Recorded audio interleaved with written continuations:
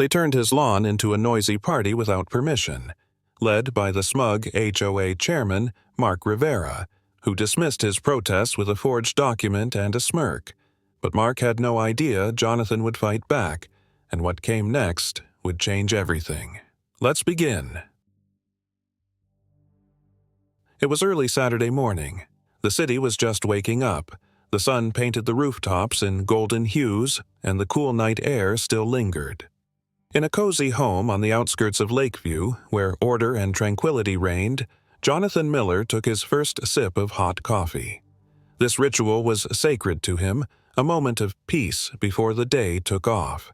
He loved his home, for its warmth, its silence, its sense of security. But something was off that morning. As soon as Jonathan stepped onto his porch, he felt like he had entered another reality. His perfectly maintained lawn, which he took so much pride in, had been transformed into a full-fledged water park. A massive inflatable pool took up most of the yard, lounge chairs were scattered everywhere, and children ran around squealing with excitement. Loud music blasted so intensely that even the house seemed to vibrate. Jonathan tensed immediately. His heart pounded faster. His fingers tightened around his coffee mug. What on earth was this? He took a few steps forward, unable to believe his eyes, and then spotted the person behind all of this chaos. Lounging on a chair with an air of absolute bliss was Mark Rivera, his neighbor, and even worse, the head of the HOA. A cocktail in hand, he exuded pure relaxation. "What is going on here?" Jonathan's voice was sharp, slicing through the thick morning air. He stepped forward, making no effort to hide his outrage. Mark turned his head lazily and flashed a broad smile, as if he hadn't just taken over someone else's property. "Oh, Jonathan, relax. It's just a small party for the neighbors. Your lawn was perfect for it." What? A small party? On his property? Without his permission? A storm of emotions surged within Jonathan. He had always been a man of rules, a respectful neighbor, but this was beyond outrageous. "On my lawn?" His voice trembled with fury, his grip on the mug tightening. "This is private property, Mark. You didn't even bother to ask me." Mark didn't even flinch. Instead, he took another lazy sip of his cocktail and said in an utterly calm tone, "Oh, don't worry. It's temporary. The HOA approved the event." That was the last straw. Those words triggered something inside Jonathan. How could they? Who gave them the right to make decisions about his property, his world, his home, his sanctuary? It had all been violated in an instant, and he knew that if he let this slide, it would only get worse. No, he wouldn't let this happen. Jonathan stepped back into his house, slamming the door behind him, and leaned against the wall. His anger slowly gave way to confusion. What should he do? He knew he couldn't just let this go, but before taking action, he needed to assess the situation. He quickly grabbed his property documents, flipping through them, checking every page, every signature. Everything was in order. This was his land, his home, his rights. Now he needed to rally support. He walked to the nearest house and knocked. The door creaked open, revealing Mr. Harper, an elderly man with kind but weary eyes. At the mention of Mark's actions, Harper let out a heavy sigh. "Mark has been doing whatever he wants for a long time," he muttered.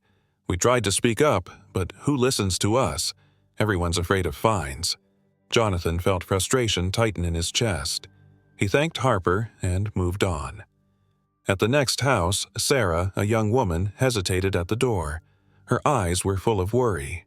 "If you decide to do something, I'll support you," she said quietly, "but I can't stand against him alone. It's too risky." Jonathan realized he was alone in this fight, but instead of discouraging him, it strengthened his resolve.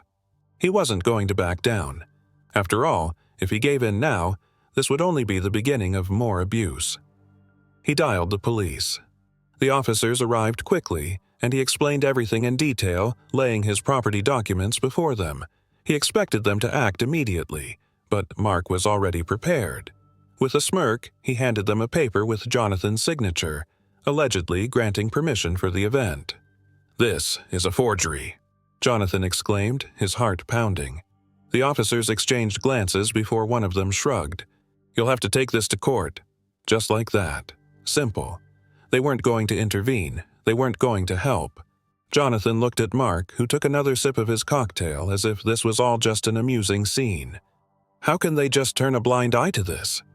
Jonathan clenched his fists. He knew that a long battle lay ahead, but he would not surrender. Never. Kill you. Jonathan reached out to Linda Carter, a lawyer specializing in HOA disputes. "If the signature is forged, we can prove it," she said. "But we need more evidence." Jonathan reviewed footage from the security cameras on his property. The recordings clearly showed HOA staff setting up the pool in the middle of the night. "This is a good start, but we need more," Linda said. Jonathan went back to his neighbors. Sarah admitted that she had overheard Mark discussing the party, fully aware that Jonathan would disapprove. This became another crucial piece of evidence. Additionally, Linda brought in a handwriting expert who confirmed that the signature on the document was fake.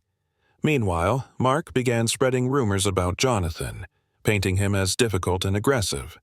But Jonathan ignored the slander. He stayed focused on his case, knowing the truth was on his side. The courtroom was silent as Linda methodically presented the evidence. Surveillance footage, witness statements, and the handwriting expert's report all pointed to the same conclusion. Mark had forged the document and acted illegally. Mark tried to defend himself, claiming that everything had been done for the community's benefit. But under the weight of the evidence, his arguments crumbled. He shifted blame onto his subordinates, but they avoided his gaze. The judge remained impassive, reviewing the documents one last time before delivering the verdict. With the presented evidence, the court rules that the defendant's actions were unlawful.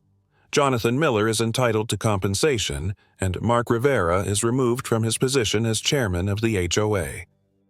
The room fell silent. Mark froze in disbelief. His expression twisted in frustration, but he said nothing. Jonathan exhaled deeply, relief washing over him. Round the courtroom, neighbors exchanged glances. Some even smiled. Justice had prevailed. After the trial, life in Lakeview began to change. The residents realized their voices mattered and became active in HOA management. No one feared unfair fines or arbitrary decisions anymore. People began discussing rules, voting on changes, and supporting one another. The community was finally united. One evening, Jonathan stood on his porch, admiring his restored lawn. The air smelled of freshly cut grass, and the sunset cast warm hues across the sky. "We proved that justice can prevail," he said when Sarah approached him, holding a homemade pie. "Sometimes you just have to believe and take action," she replied with a smile. Jonathan accepted the pie and sighed in relief. The battle had been tough, but now everyone knew, against even the strongest systems, unity and perseverance could bring change.